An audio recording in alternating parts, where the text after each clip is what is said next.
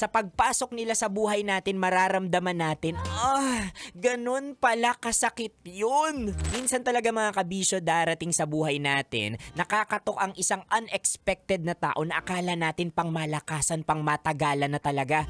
Pero magsisilbi lang pala talagang refleksyon. Opo, salamin. Refleksyon ng mga kasalanang ginawa natin sa ibang tao na kung saan sa pagpasok nila sa buhay natin, mararamdaman natin, ganun pala kasakit yun. Sana hindi ko na lang ginawa, like super legit and all.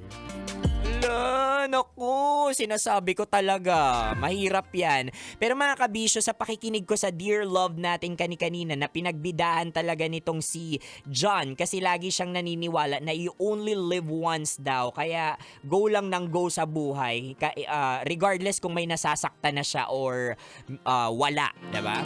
Pero eto mga kabisyo, upon hearing it, tatlong realization yung nakita ko dito na, na parang una, tatlong beses talaga tayong nai-inlove sa buhay natin. Una, yung first love, 'di ba? Yan yung mga pinakapurong pag-ibig na pwede nating maramdaman. Ikalawa, yung siguro greatest love, kasi darating talaga yung isang tao na magbibigay sa atin ng totoong kahulugan ng pag-ibig or mare-redefine kung ano yung pag-ibig para sa atin.